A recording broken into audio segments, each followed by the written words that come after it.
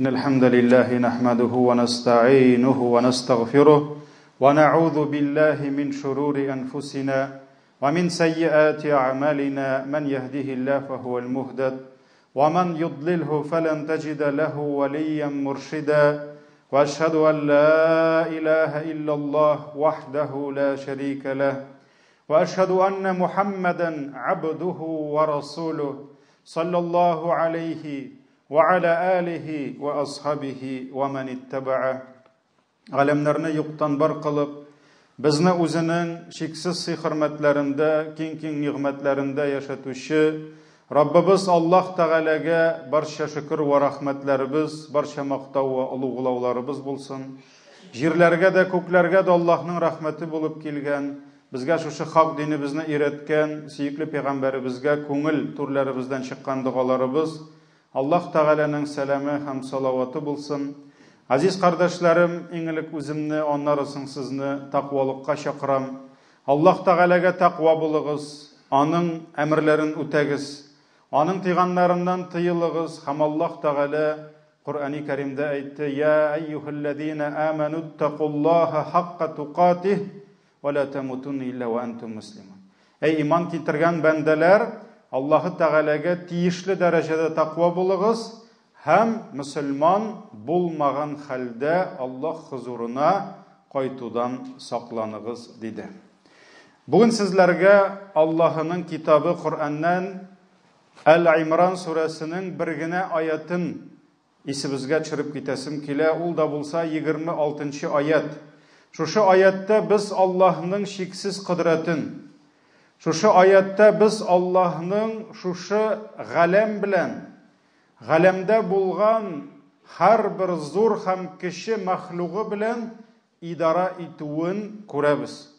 Eğer de Müslümanlar şu ayetke nıklap iman kitirip, şu ayetinin mağnesine düşünüp, şunu öz turmuşlarında kullansalar, bik köp kişilerinin turmuşları jiňileýir idi. Bik köp kişiler öz turmuşunda taba almagan, taba almy tilmirgen köpkine sorawlarga jawap tabar idiler. Allah Teala bu ayetni emir bilen başlay. Kul dey, aytdy. Yani Allah özünün ilşisine, süýükli peygamberimizge hem ana yergen, onun bütün ümmetine emir ite, aytdy. Jitkir kişilerge dey, iğlan etdi, bildirdi. Allahümme malikel mulk. Ya Allah, sen bütün patşalıkның patşası. Bütün mülketinin sindir hujası. Tu'til mulke men teşa. Hem kimge tilesen, sen şu patşalığından bulup biresin. Ve tenzi'ul mulke mimmen teşa. Hem kimden tilesen, sen kiri tartıp alasın. Ve tu'izzu men teşa.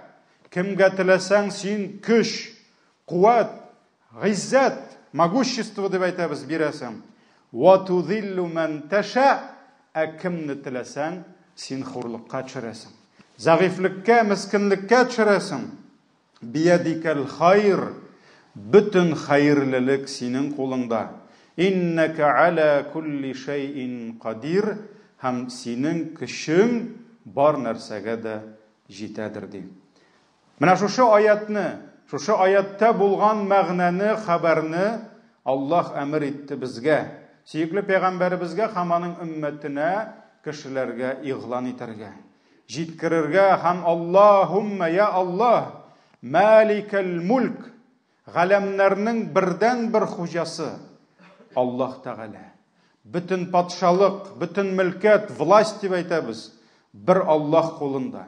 Jirde, köklerde, hem jir hem köklerde bulgan barşa jan iyesi, ösümlikler, taşlar, sular, her nerse onun mülkü, Allah'ın baylığı, hem onun idarası astında.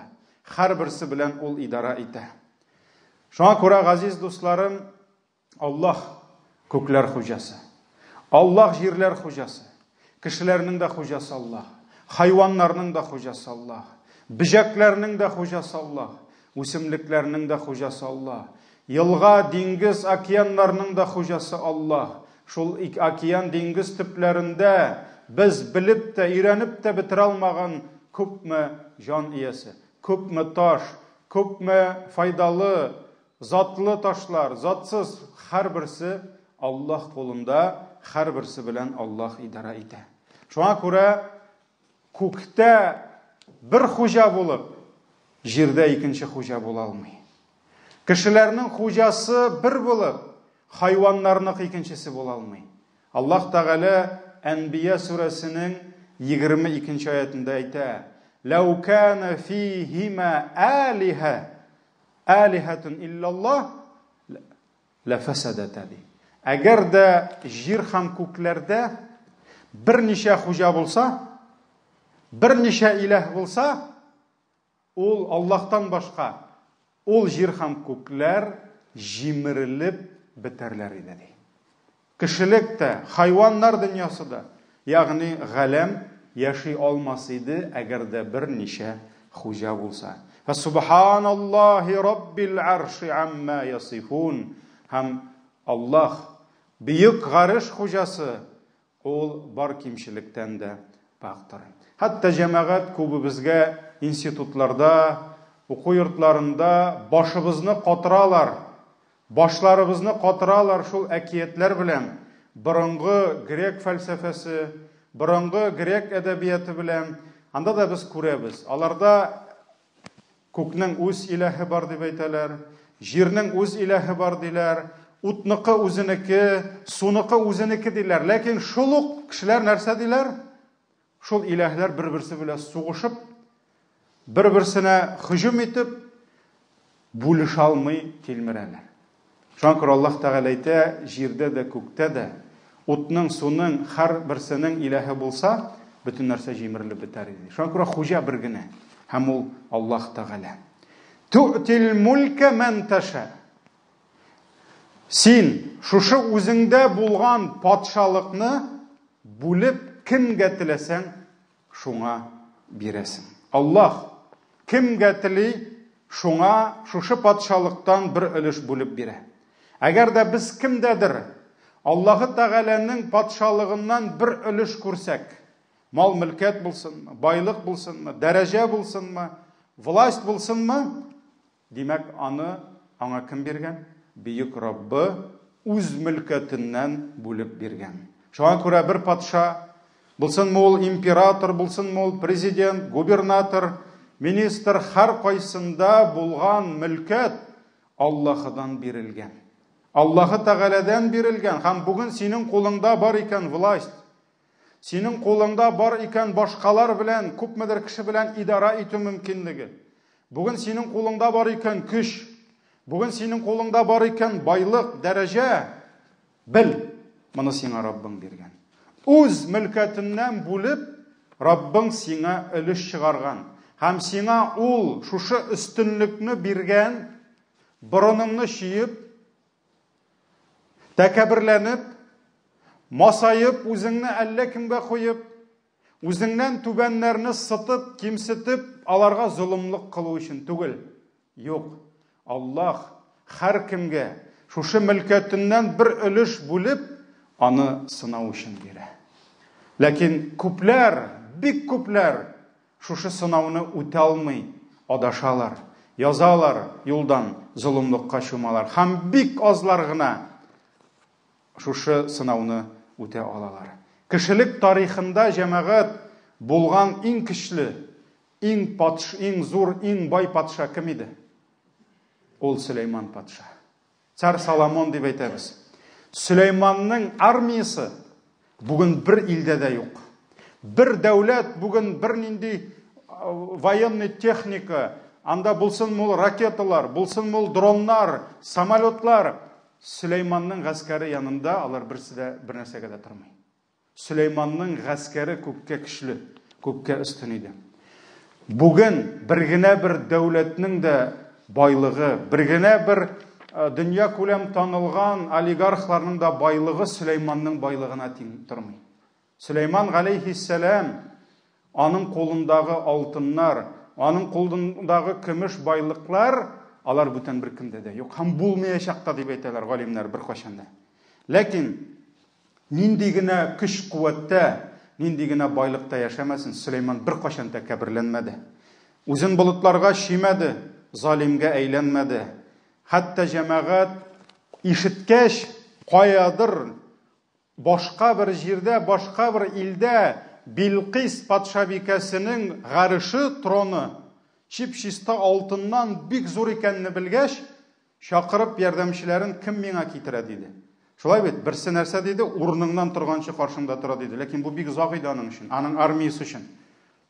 Нәрсә? Икенче берсе нәрсә диде, күзеңне ачып йомганчы синең каршыңда торачак диде. Һәм күзен ачып йомуга шушы гарыш аның каршында торды.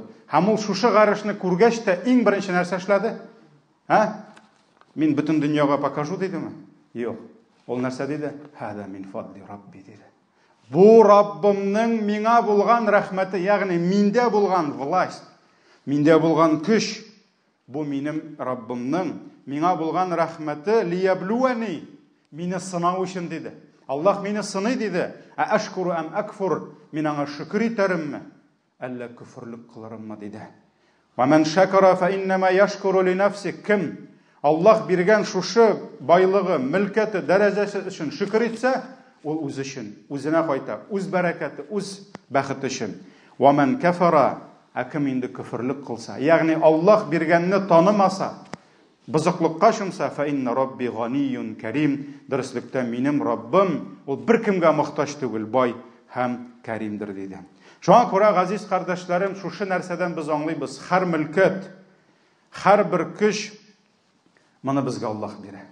Аллаһтан башка безне көчле итүче, Аллаһтан башка безне бай итүче, Аллаһтан башка безне дәрәҗәле итүче зат юк һәм булырга мөмкин түгел. Шуңа күрә һәр бер нәрсәне Аллаһ безгә бирә сынау өчен. Бу беренчесе. Икенчесе, җәмәгать Аллаһ үзе теләгән бәндәсенә, үзе теләгән күләмдә бирә. Ләкин бездә ниндидер власть, ниндидер дәрәҗә булса да, ул шикләнгән. Шикләнгән. Бүген син яшисең Рәсәй дәүләтендә. Синең 15 суты җирең бар. Син шунда йорт салдың. Һәм Конституция буенча язылган, синең бу межевать ителгән собственностьта, бу синеке, син монда хуҗа.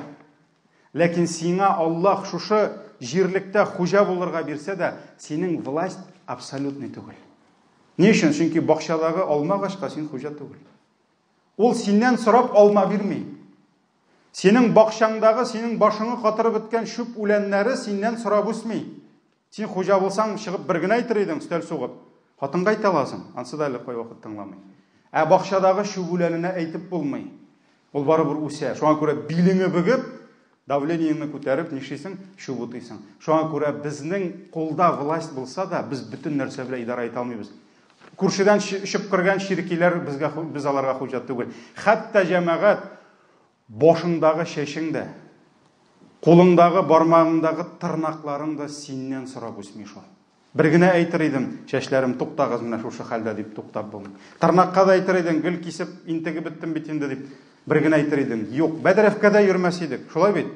7-8 сәгать йоклап та вакыт әрәм итмәс идек. Файдалырак эшләр эшләр идек, ләкин юк, безнең власть ул шикле. Ләкин Аллаһның власть, мөлкәт, ул абсолютный. Аның идарасы һәр нәрсәгә. Шуңа күрә җәмәгать ширкие дә, шибене дә, алмасы да, яфрагы да. Аллаһ нәрсә диде? Ва ма тасқуту мин варaqatin illa ya'lamuha. Агачтан яфрак та төшмәс ди, Аллаһның әмреннән башка ди. Шуңа күрә власть Аллаһның, ул абсолютный. Һәм шуңа күрә җәмәгать автобус соңга кала, поезд соңга кала, самолет соңга кала. Кояш бер кашанда соңга калмый. Кояшның кешелек тарихында 1 минутка соңрак чыкканы бармы? Юк. Юк. Ул бер кашанда соңга калмый. Чөнки Аллаһ Коръәндә нәрсә Ясин сүрәсендә? Залика тaqdirul azizil alim ди. Бу кем куйган маршрут? Гыйззәтле, һәр бер нәрсәне белүче Аллаһ куйган маршрут. Чөнки анда форс-мажор була алмый. Аллаһ үзе идара итә. Самолетта жол белән ул идара итми, пробка белән автобус соңга кала, чөнки пробка белән ул идара итми. Шулай бит, ДТП ясарга мөмкин. Шуңа күрә Аллаһның власть ул абсолютный. Безгә бирелгән ул шикле күләмдә. Һәм җәмәгать алга таба ва танзигул мулка мимман таша. Аллаһ бирүче булса, Аллаһ тартып алучы да. Аллаһ бирә, Аллаһ ала. Без аның безгә биргәнен бик яратабыз. Хәтта сөенешебездән шөкер итәргә дә онытабыз. Ләкин кире ала башласа, айрахат түгел җәмәгать. Бирәсе килми. Ризалашмыйбыз. Кемдер мәчеткә килеп, хәзрәт, менә ник Аллаһ миннән алды? Кемдер әйтә, сәламәтлегемне алды ди, башкасын алды ди. Нигә миңа бирде дип бер кем дә килми. Алды дип киләләр. Шуңа күрә бирәсебез килми. Ә бит җәмәгать безгә бер кичкенә генә хакыйкатьне аңлау шул кадәр авыр. Авыр. Аллаһ биргәндә кемнекен бирә? Үзенекен бирә. Ә алганда кемнекен ала? Ул үзенекен ала. Уланы сиңа вакытлыча биргән иде, кесәңә салып торган иде, мә кулланып тор ди. Шуңа күрә ул синнән алды, ул үзенекен алды, синекен түгел. Менә моны аңлау безгә бик авыр. Ва танзигул мулка мимман таша. Аллаһ мөлкәтне кемгә теләсә бирә, кемнән теләсә кабул итә. Әлеге аятлар безне дә сөекле пәйгамбәребезне аерым шөкер кылырга чакыра. Чөнки карагыз, сөекле пәйгамбәребезгә нинди зур нигъмәт бирелде. Ничә гасыр пәйгамбәрләр Бәну Исраил халкыннан алынды. Һәм Бәну Исраил халкы хәтта масайды, тәкәбберләнде, без сездән үстен диде. Ләкин Аллаһның хикмәте ахыр пәйгамбәр. Бүтән пәйгамбәрләрнең пәйгамбәре алар көтмәгән гарәп халкыннан чыкты. Ә гарәп халкын бер кем белмәйди. Аларны бер кем санамайды. Шуңа күрә бик күп кеше сөекле пәйгамбәребез Мөхәммәдкә күфрлек кылды. Аның гарәп булуы сәбәпле. Гарәп бар, мин фәлән милләт әхле, ничек мин гарәпкә иярим инде диде. Ләкин Аллаһ шулай теләде. Һәм әгәр дә сөекле пәйгамбәребез җир өстенә килгәндә, пәйгамбәр булып, җир өстендә берәр пәйгамбәр калган булса, ул үзенең пәйгамбәрлеген ташлап, сөекле пәйгамбәребезгә килергә тиеш иде. Һәм бүтән милләтләр, бүтән халыклар пәйгамбәребезгә иярергә тиеш булды. Шуңа күрә бу нәрсә? Бу Аллаһның рәхмәте. Аллаһ аны биекләде, Аллаһ аны зурлады һәм шөкер итәргә чакырды. Һәм җәмәгать ай вакыт менә вагызларда Әбу Бәкр турында сөйлибез, Гомар, Госман турында еш берничә тапкыр шулай булды. Килеп, олырак абзыйлар, совет тәрбиясе алган, килеп, хәзрәт, нигә син безгә һаман гарәпләрне мактыйсың, нигә фәлән? Әбу Бәкрне без мактыйбыз. Чөнки ул иң хәерле кеше булды. Әйе, ул гарәп булып чыкты. Без Госманны мактыйбыз. Чөнки алар иң хәерле кешеләр булды. Без гарәпләрне мактамыйбыз. Алар гарәп милләтеннән булып чыкты. Әгәр дә инде ул татар булса, әйе, biz аны зурлар идек, татар буларак. Ләкин җәмәгать шуңа күрә менә Аллаһ милләтләрне дә күтәрә. Аллаһ милләтләрне төшерә. Безнең милләттә, безнең халыкта кашандыр моннан үстенрәк булды. Моннан күбрәк дан шөһрәт казанды. Илләр тотты, дәүләтләр тотты, ханы да булды. Ләкин җәмәгать бүген без шуларның нәселе, без шуларның оныклары бүген кайвакыт үз телебездә сөйләшергә дә ялабыз. Бүген безнең балаларыбыз татар атасының татар улы килеп папа ди безгә. Без аңа да сыночек дибез. Мин кайвакыт әйтәм, менә шушы иң кадерле сүзләрне булса да татарча өйрәтегез инде. Папа димәсен, әни дисен, әти дисен, әни дисен. Бабуля ди татар әбисенә, дисме тотып утыра әбисе. Әйе, да сынок ди тегесе внучок ди. Шуңа күрә нәрсә? Бүген җәмәгать без кызганыч үз телебездә сөйләшергә дә ялабыз. Һәм ул бик күп андый дәүләтләр җәмәгать. Анда булсын ул хәзерге мискин, загыйф хәлдәге булган Греция, кашандыр нинди дәрәҗәләр тотты шулай бит. Европа бүген төшеп бара, кашандыр дөньяны селкетәм дигән. Шуңа күрә җәмәгать Аллаһ нишли? Ва ту'иззу ман таша ва тузиллу ман таша аятның дәвамында. Аллаһ кемне тели, аңа гыйззәт, аңа көч бирә, кемне тели хурлыкка төшерә.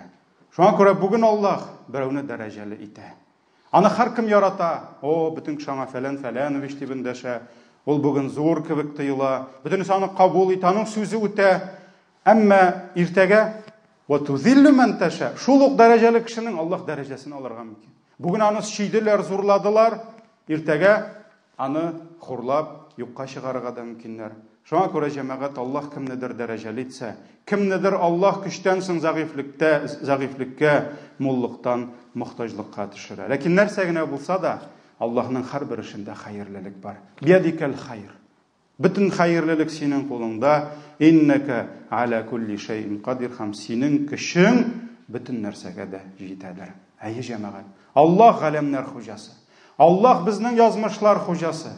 Әлбәттә без галәмнәр белән идара итә алмыйбыз. Ләкин кешенең насибы, кешенең дөньядагы дәрәҗәсе, кешенең абруе, менә монда Аллаһ безнең гамәлләребезгә күрә, безнең тырышуларыбызга күрә ул безгә насыйбыбызны бирә. Шуңа күрә без моны идинебездән өйрәнеп, нинди гамәлдә, нинди юлда булса милләт күтәрелә, нинди гамәлдә, нинди юлда булса кешенең абруе, дәрәҗәсе була, нинди гамәлгә күчсә Аллаһ аны хурлыкка төшерә. Менә бу нәрсәләрне безнең динебез өйрәтә. Шуңа күрә Раббым безнең үзебезгә, безнең гаилә әхилләр, киләсе нәселләребезгә ныклы иман бирсен. Тауфик, хидаят бирсен. Раббым Аллаһ иман белән безне гыйззәт казанырга насыйп итсен. Имансызлыкка кайтып, түбәнлеккә төшеп, Раббым безгә үз кыйблабызны югалтып, хәлак булудан сакласын. Биргән нигъмәтләренең Раббым безгә бәрәкәтен бирсен. Һәм нинди генә дәрәҗә, нинди генә мал-мөлкәткә ирешсәк тә, бу Аллаһның безгә булган нигъмәте дип Аллаһка шөкр итәргә язсын. Тәкәбберләнеп, масайып, җир өстендә зулымлык кылып яшәүдән сакласын. Баракаллаху лана ва лакум фил Кур'анил азим ва нафa'ана бил аяти ва зикрил хаким иннаху хувал гафурур рахим.